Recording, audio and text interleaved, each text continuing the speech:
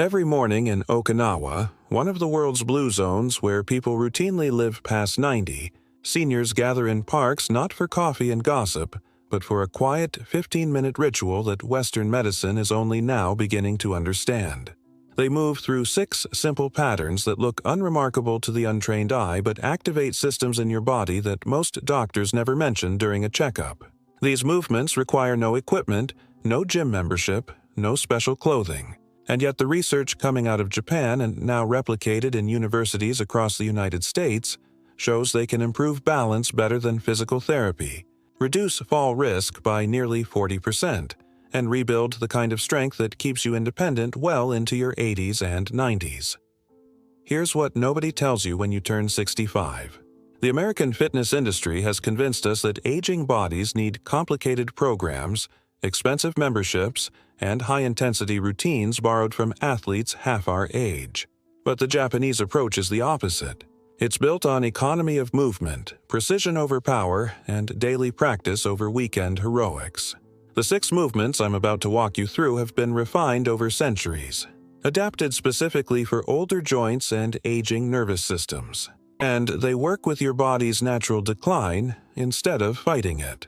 The second movement on this list is going to surprise you because it addresses the one muscle group that determines whether you'll need a walker in 5 years, and the first movement, the one we'll end with, is so deceptively simple that most people skip it entirely, not realizing it's the single most predictive exercise for longevity that exists. Before we go further, drop a comment right now and tell me your age and where you're watching from. I want to know if you're doing any kind of daily movement practice already, or if this is completely new territory for you. The community here is incredible, and people share their progress every week. So let's get your starting point on record. Let's start with movement number 6, and this one is called radio taiso, which translates to radio calisthenics.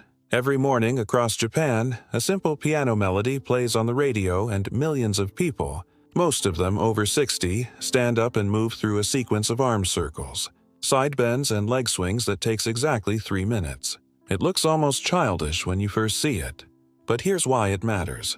Your lymphatic system, the network that clears waste and toxins from your tissues, has no pump like your heart does for blood. It relies entirely on movement to function.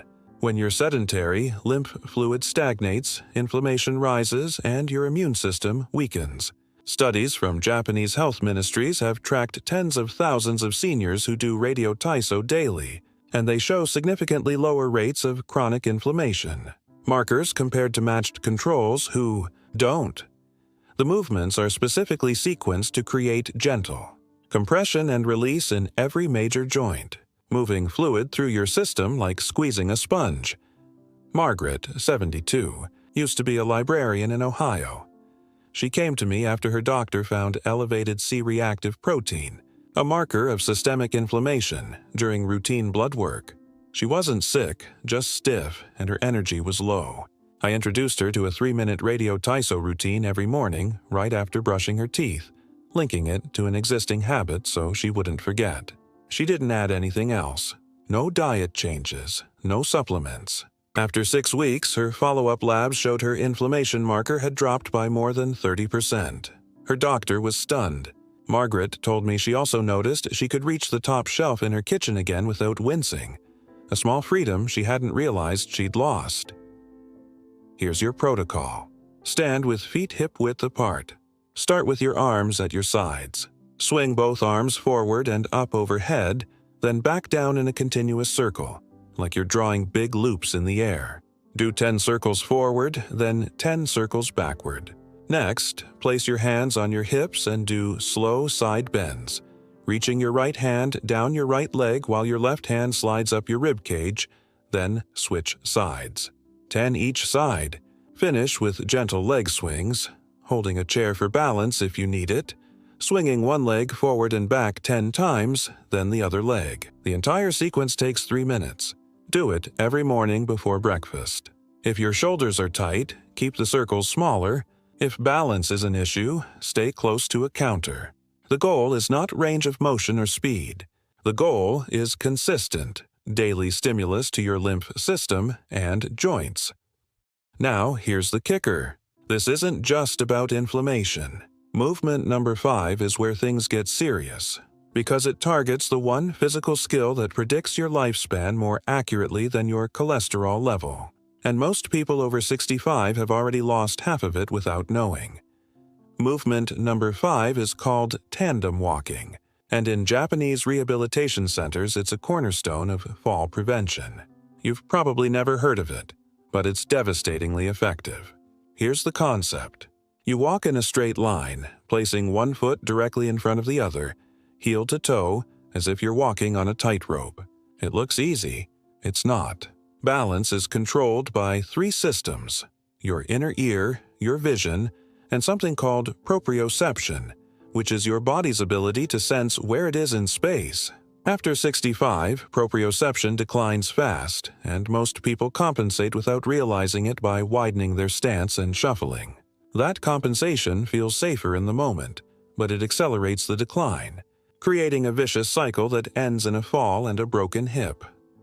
Research from Tokyo University followed older adults for 5 years and found that those who couldn't complete 10 steps of tandem walking had nearly double the fall risk of those who could. Even more striking, improving tandem walking ability over a 6-month training period reduced injurious falls by 43%.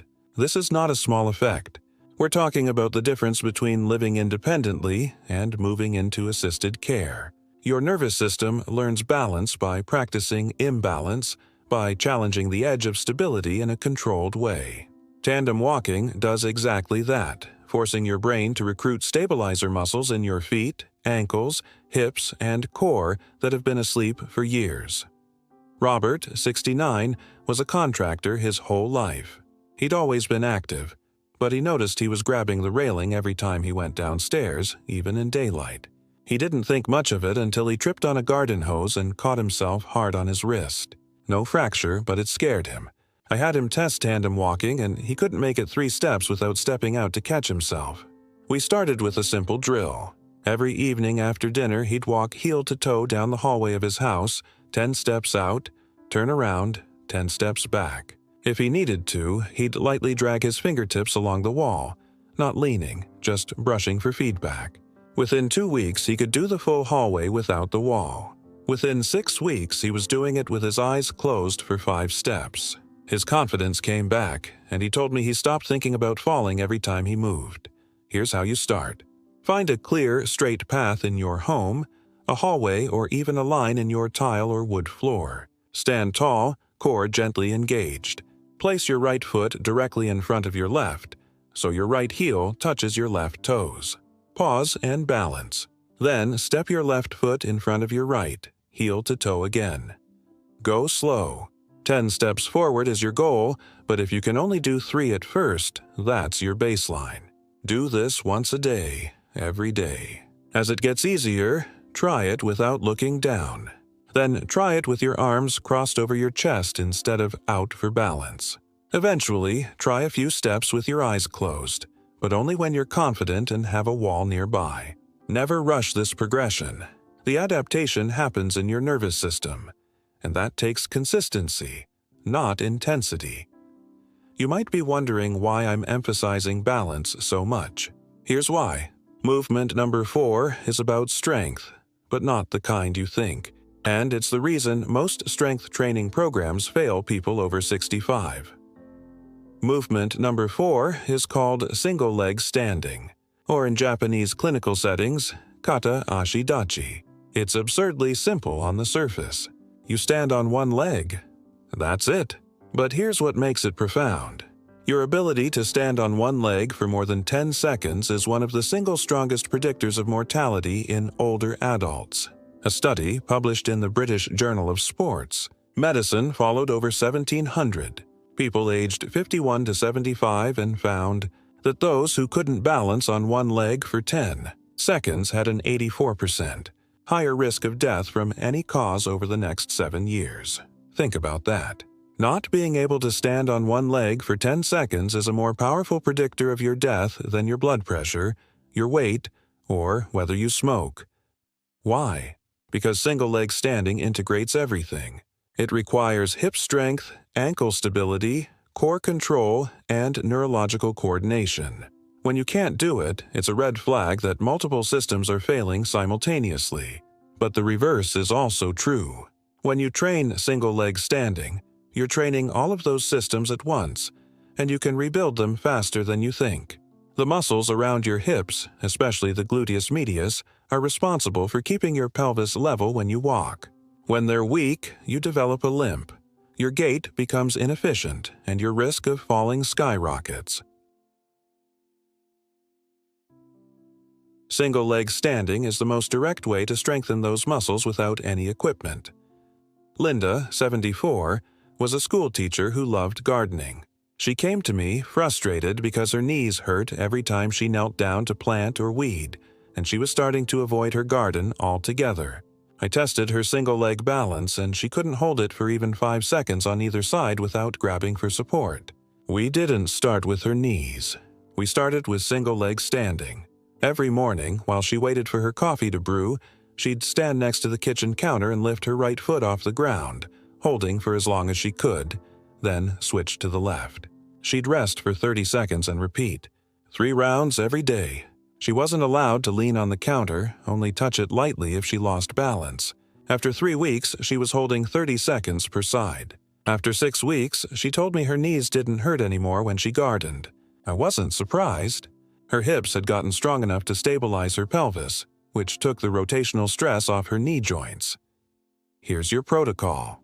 Stand next to a sturdy chair or counter, close enough that you can touch it if needed. Shift your weight onto your right leg and lift your left foot 2 to 3 inches off the ground. Don't lean sideways, don't hike your hip. Keep your torso upright and your core engaged. Hold for as long as you can, up to 30 seconds. If you need to touch the chair, that's fine, but only use fingertips, not your whole hand. Switch legs and repeat. Do this twice a day, morning and evening. The goal is to progress from needing support to not needing it, then from eyes open to eyes closed. When you can stand on one leg for 30 seconds with your eyes closed, you've rebuilt a level of neurological and muscular function that most 70-year-olds have lost. You'll walk differently. You'll feel different. And your fall risk will plummet. Now, movement number 3 is where the Japanese approach diverges completely from Western fitness culture, because it's not about adding something. It's about subtracting something most of us do wrong every single day. Movement number 3 is called Seiza, which means proper sitting. In traditional Japanese culture, people sit on their heels with their knees folded underneath them. To a Western body, this looks uncomfortable, even painful, and if you try it cold, it probably will be. But here's the truth.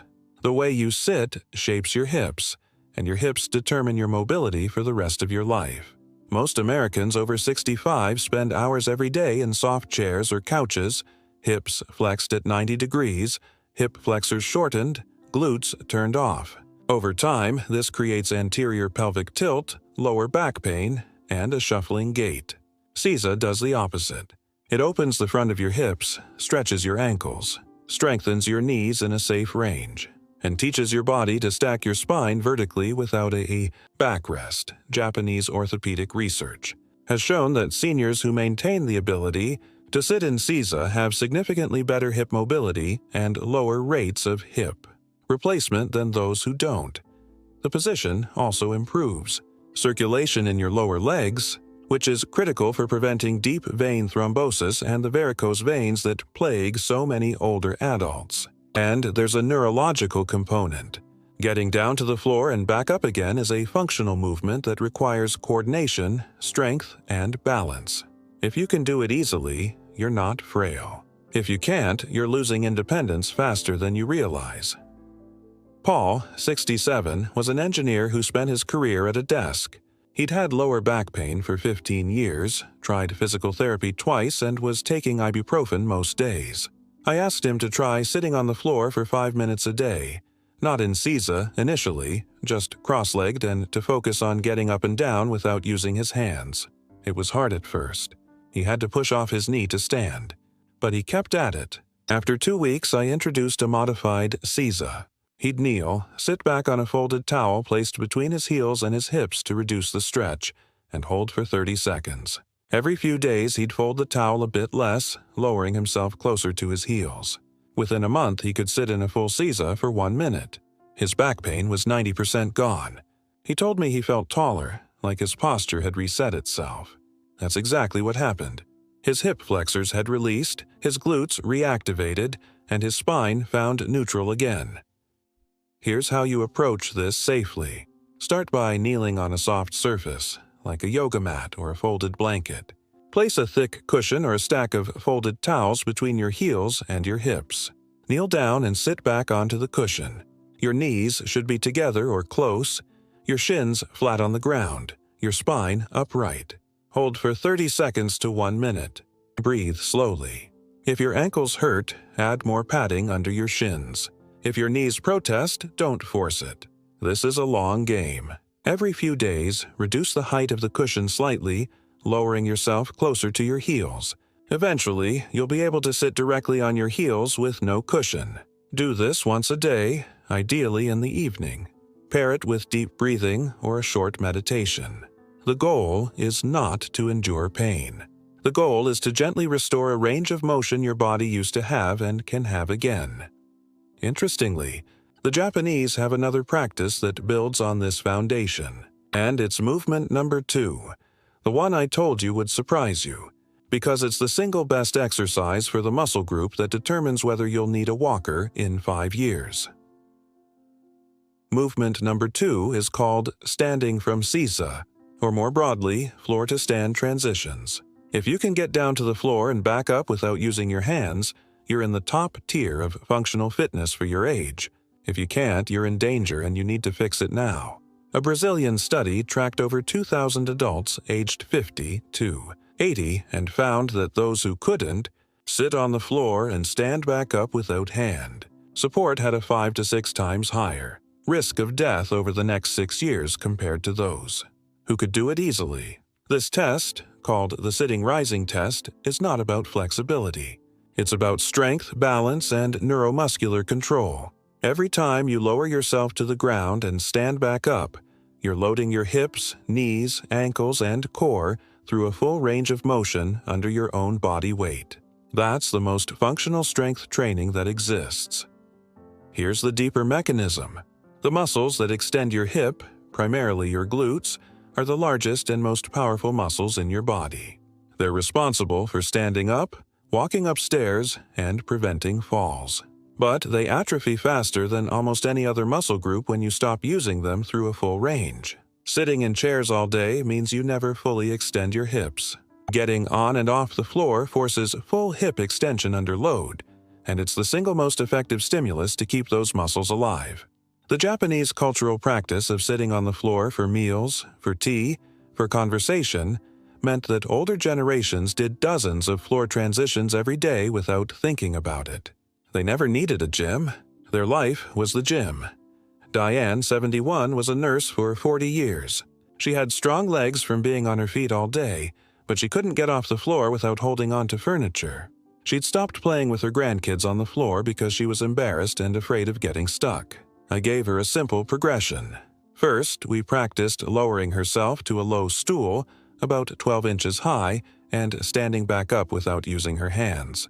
She'd do 5 reps, twice a day. After a week, we switched the stool for a stack of thick books, lowering the height to 8 inches. Another week, and we went to a yoga block about 4 inches. Finally, she was lowering all the way to the floor, rolling to her side and pushing up to kneeling, then standing. It took her 6 weeks to build the strength and confidence. The day she sat down on the floor and stood back up without help, she cried. She told me it felt like getting a piece of her life back. Here's your progression. Start with a sturdy chair or bed that's about knee height. Sit down slowly without letting yourself drop, controlling the descent with your legs, then stand back up without pushing off with your hands. Do 5 reps. When that feels easy, lower the surface. Use a low stool, then a step, then cushions on the floor, gradually reducing the height until you're sitting all the way down. If you need to, use one hand lightly on a chair for balance, but try to let your legs do the work. Once you can sit on the floor, practice getting back up. Roll to your side, come up onto one knee, then step your other foot forward and stand. As you get stronger, eliminate the side roll. Kneel on both knees, step 1 foot forward into a lunge, and drive through that front leg to stand. Eventually, you'll be able to squat down, sit, and stand back up in one fluid motion. Do this progression 3 times a week. It's hard at first, but it's the single best investment you can make in your independence. Now, everything we've covered so far builds toward movement number 1, the practice that ties all of this together. And it's so simple that most people dismiss it entirely, which is tragic, because it's the most predictive single exercise for longevity that science has identified. Movement number 1 is called deep breathing with spinal extension, or in the context of many Japanese morning practices, it's the opening and closing posture of almost every movement sequence. You stand tall, feet hip-width, arms relaxed at your sides.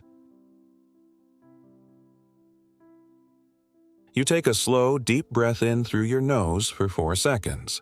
And as you breathe in, you gently lift your chest, roll your shoulders back, and lengthen your spine, reaching the crown of your head toward the sky.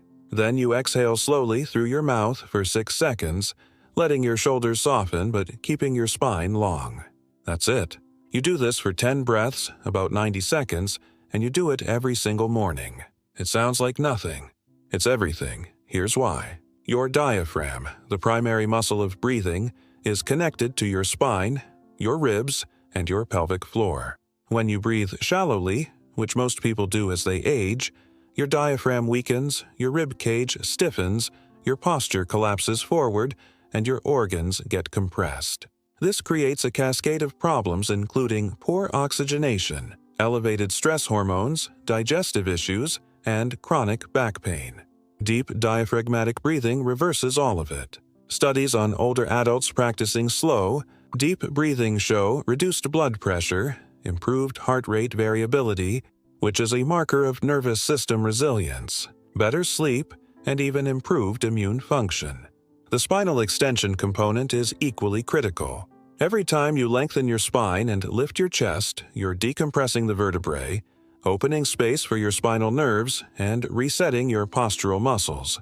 Over time, this prevents the forward head posture and rounded shoulders that make people look and feel old.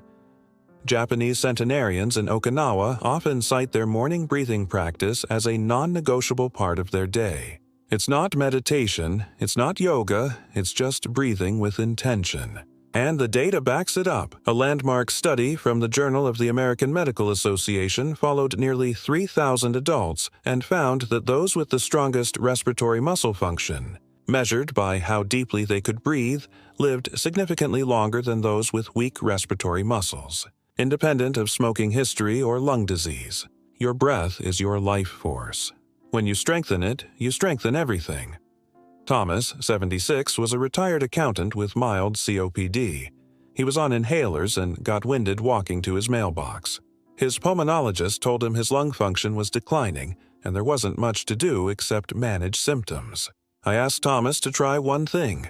Every morning, before he did anything else, stand by the window, place one hand on his belly, and take 10 slow, deep breaths, focusing on making his belly rise with each inhale, not his chest. He was skeptical, but he agreed. After 2 weeks, he told me he felt slightly better, less anxious. After 6 weeks, he realized he'd walk to the mailbox and back without stopping to catch his breath. After 3 months, his pulmonologist repeated his spirometry test and found his lung function had improved by 12%. His doctor didn't believe it and asked what medication he'd added. Thomas told him he'd only added breathing. His doctor had no explanation. I did. Thomas had retrained his diaphragm to work efficiently, and his respiratory muscles had gotten stronger. His lungs hadn't healed, but his body had learned to use them better. Here's your protocol, and it's the simplest thing you'll do. Every morning, as soon as you wake up, before you check your phone or turn on the TV, stand somewhere quiet. Place your feet hip-width apart, soften your knees slightly, and place one hand on your belly. Close your eyes if that feels comfortable. Breathe in slowly through your nose for a count of 4. Feeling your belly, push your hand out, and as you breathe in, gently lift your chest and lengthen your spine. Hold for 1 second at the top. Then exhale slowly through your mouth for a count of 6, letting your belly fall but keeping your chest lifted. Repeat for 10 breaths. That's 90 seconds. You can do this. If 4 seconds in and 6 seconds out feels too long, start with 3 and 5. If you have nasal congestion, breathe in and out through your mouth until your nose clears. The goal is smooth, controlled breaths that fully engage your diaphragm and gently mobilize your spine. Do this every single day without exception.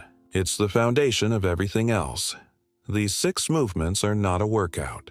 They're a practice. You don't do them once and check a box. You do them every day because they remind your body what it's capable of, and over time, they rebuild capacities you thought were gone. Radio taiso wakes up your limb system and joints. Tandem walking retrains your balance. Single leg standing strengthens your hips and prevents falls. Seiza restores hip and ankle mobility. Floor-to-stand transitions build the functional strength that keeps you independent. And deep breathing with spinal extension anchors your nervous system and posture. Together, these 6 movements take less than 15 minutes, require no equipment, and can be done in your living room or backyard. They're not flashy. They won't make you sore, but they will, if you do them consistently, change the trajectory of your aging. So here's my question for you. Which one of these 6 movements are you going to start with tomorrow morning? And what's the one physical thing you want to get back that you've lost in the last 5 or 10 years? Drop your answer in the comments because I read every single one, and your story might be exactly what someone else needs to hear to take the first step.